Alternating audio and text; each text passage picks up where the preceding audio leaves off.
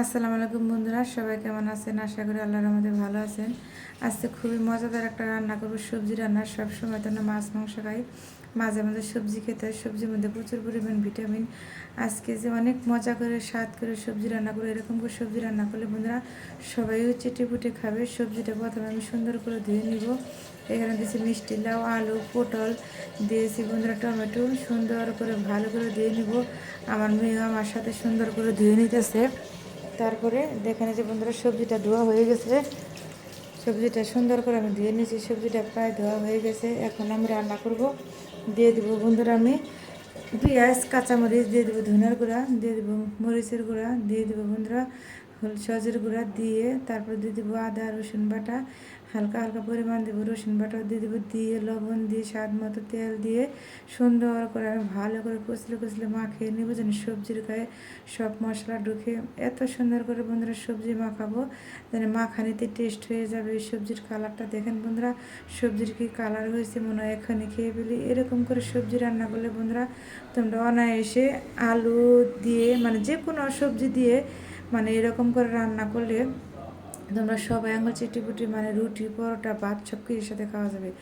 এখন আমি ঢাকনাতে 10 মিনিটের জন্য ঢেকে রেখে দেবো বন্ধুরা। আমি পরে আবার লাস্টে দিয়ে দিছি কড়াইয়ের মধ্যে, কারণ পাতিলের মধ্যে একটু বেশি হয়ে গেলো, নাড়াচাড়া করতে একটু সমস্যা হয়।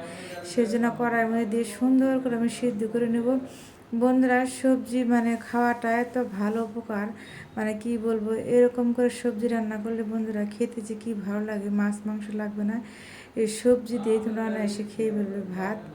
আর এরকম করে সবজি রান্না করে ছোটরা বাচ্চারা অনেকে পছন্দ করে এই সবজিটা। দেখো বন্ধুরা সবজিটা কি কালার হয়েছে, সুন্দর করে আমি নেড়ে চেড়ে দিব, নিচে যেন লেগে না যায়। দেখো বন্ধুরা সবজিটা প্রায় হয়ে গেছে। এখন আমি দিয়ে দেবো বাগার, দিয়ে দেবো আমি তেল। বাগারে হচ্ছে সবজির রান্নার আসল স্বাদ। বাগার যদি সুন্দর হয়, ভালো হয়, তাহলে সবজির খেতে খুবই টেস্ট, খুবই ভালো লাগে। দিয়ে দেবো বেশি করে পেঁয়াজ কুচি, তেল দিয়ে আমি সুন্দর করে নেড়ে চেড়ে দিয়ে এখন দিয়ে দেবো বন্ধুরা রসুন কুচি। রসুন কুচিটা দিয়ে সুন্দর করে নেড়ে চেড়ে নিয়ে দিয়ে দেবো আস্ত জিরাটাও দিয়ে নাড়াচাড়া করে নেব। আমি সম্বাটা যে পর্যন্ত বাদামি কালার না আসবে এই পর্যন্ত আমি নেড়ে চেড়ে নেবো। দেখো বন্ধুরা আমার বাগারটা প্রায় সম্বারটা বাদামি কালার হয়ে গেছে। এখন আমি সেই সোমবার বাগারটা দিয়ে দিব সবজির সাথে। এই যে আমি বাগারটা বন্ধুরা দিয়ে দিলাম। দেখো আমার সবজিটা কি কালার হয়েছে, খেতেও খুবই মজা। এখন করো বন্ধুরা সুন্দর মজার একটা স্বাদের পটল ভাজি। পটলটা আমি সুন্দর করে সব কিছুতে মাখিয়ে নিয়েছি। এখন একে একে তেলের মধ্যে সব পটল ছেড়ে দিব একটু একটু করে। পটল ভাজি খেতে বন্ধুরা আমার কাছে খুবই ভালো লাগে, তোমাদের কাছে কেমন লাগে জানি না। দেখো বন্ধুরা কত সুন্দর হয়েছে কালারটা। আমি ঢাকনাতে ঢেকে রেখে দেবো 5 মিনিটের জন্য। এখন আমি উল্টে উল্টে দেবো একটা একটা করে, যেন নিচে পড়ে না যায়।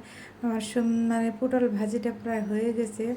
দেখো বন্ধুরা এই কত সুন্দর হয়েছে। আমাদের এখানে পটল বলে, তোমাদের এখানে কি বলো জানি না। এখন আমার পটল ভাজিটা প্রায় শেষের দিকে হয়ে গেছে, যে নেড়ে চেড়ে দিব আবার উল্টে পাল্টে বন্ধুরা। দেখো আমার রেসিপিটা তোমাদের কাছে যদি ভালো লাগে লাইক কমেন্ট করে সাবস্ক্রাইব করে বন্ধুরা আমার পাশে থাকবে। তোমাদের জন্য শুভকামনা ও দোয়া রইল। সবাই ভালো থাকবে, সুস্থ থাকবে। আল্লাহ হাফেজ।